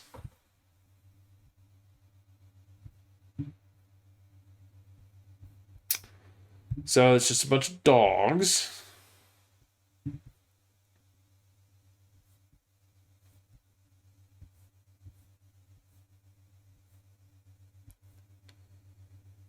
Hey. But it's weird. It's just one of those like like I've seen this in a king vulture. I have a picture, this exact picture of a king vulture right here. Man, all that white. That's like pure white.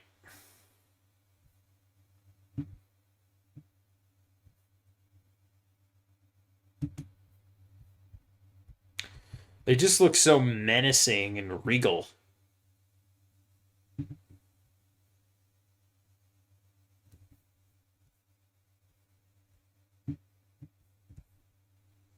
God, I'm gonna get one of these days, whether through like Twitch chat or once I start a job, I'm going to buy like a really nice bit. I have a nice lens right now, but I'm gonna upgrade the lens to the one that kind of connects with this, and with actually connects to the camera body, and I am so like, I mean, it's so expensive. Um, so it will probably be like in 2 or 3 years. Um, but I'm already like thinking about it because I want it. I want it so bad. But I also like it's like 20. It's like $2,700 for the lens. It's insane. The lens is insanely expensive.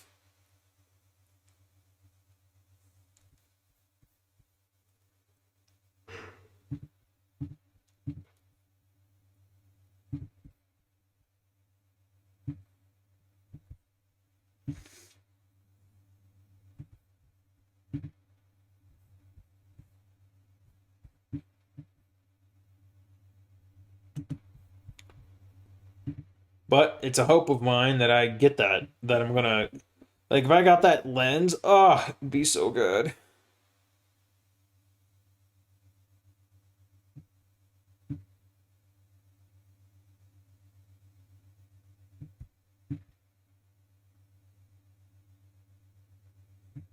There we go.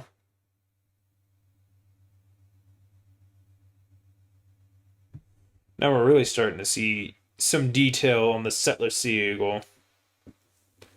It is definitely a goal of mine. If I can get that nice lens, that would be so nice.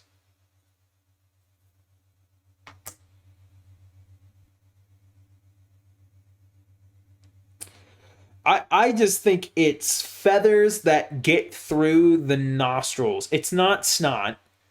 It's obviously not snot because if you look, well, hold on, let me see if I can't. Let's see where's this regal dude? Because when you zoom in, it's clearly like feathers because you can zoom in and see that it like wraps around like this. And I have another picture of a bird from a totally different like zoo that literally has the same exact thing. I mean it's probably insanely hard. It's not easy. It is tufty. That is a great way to explain it. See, it's right here, and it goes between. Unless birds have tufty snot, it's probably not that.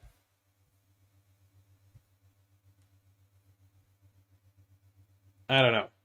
Maybe feathers grows out of its nose. Maybe it's their version of nose hair.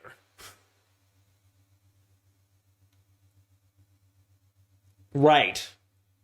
Plus, after like, have you ever thought like mucus doesn't get thready after it dries? It's not like mucus doesn't turn into cotton candy. It basically like just like almost all the thickness and stuff that you see in mucus, especially if you're sick and whatever, is like 99% water. If you like, if you've ever had to throw, if you've like you with your head cold and you had to throw away tissues and stuff, or you've like accidentally left tissues lying around for a day or two before you throw them away, you see that like all the mucus, like the volume has shrunk to like 99% of what its original size was. And it doesn't turn into cotton candy. So maybe it's like nose hair. I mean, because there's shit coming out. Like, see, there's a little bit of the tuftiness there. Man, I wouldn't. I need to ask someone from a zoo that works at a zoo. I need to ask someone like that.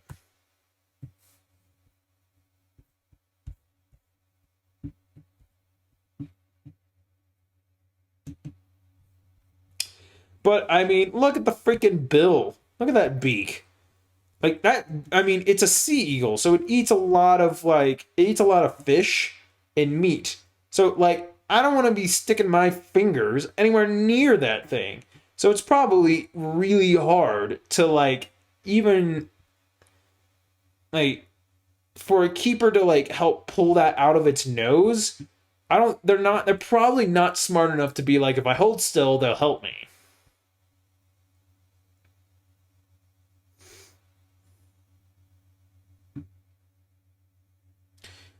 Like raptors are not that smart.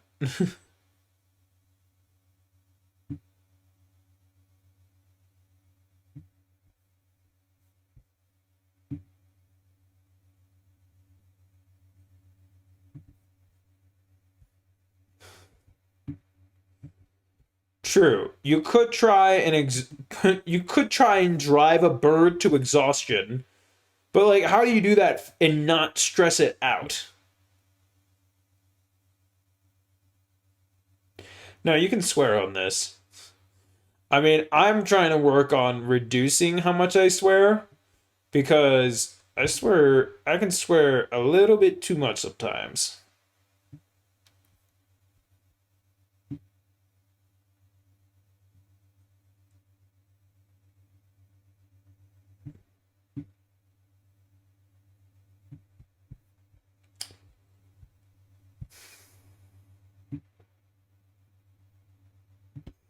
Schitt's Creek is also a great TV show. If you ever want to watch a funny TV show, um, go watch Schitt's Creek. That's a good one.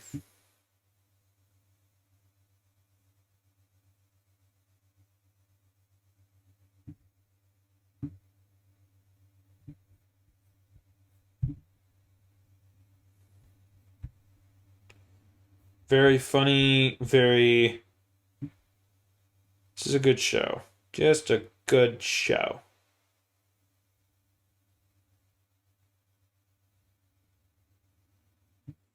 Um, for a 3 week business course, and a college student selected my current job. I was unprepared for how different American English was from the American English exposed to television and movies.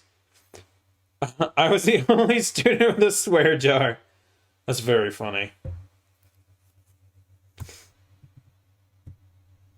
Definitely a lot better.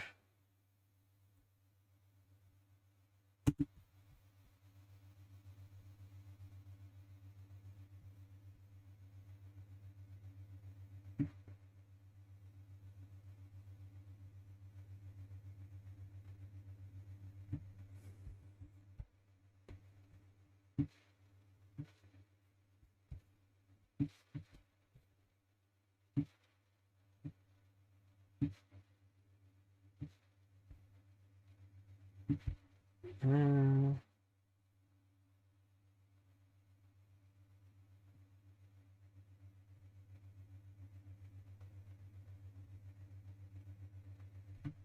Okay. 67.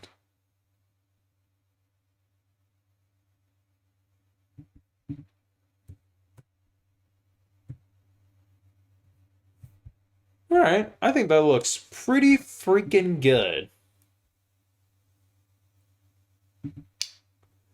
All right. It's getting pretty late. I'm getting a little tired. Let's go. I think I'm gonna wrap it up unless I get raided by someone insane. Then I'll go on till the fucking dawn. Um, it is 20 past midnight here. All right, let's do this. Let's see who is still on. So Let's Game It Out is a very okay. We're gonna raid Let's Game It Out for the three of us. Oh, thank you, Ash. I really appreciate the follow. I really do. Um, they're they're playing Phasmophobia. He's a very very funny guy. Super funny. Um, you guys take care. I hope you have a good start to the week. I'm glad you thought it was nice. But yeah, so have a good start of the week. I stream on Fridays. And yeah, stay safe, guys.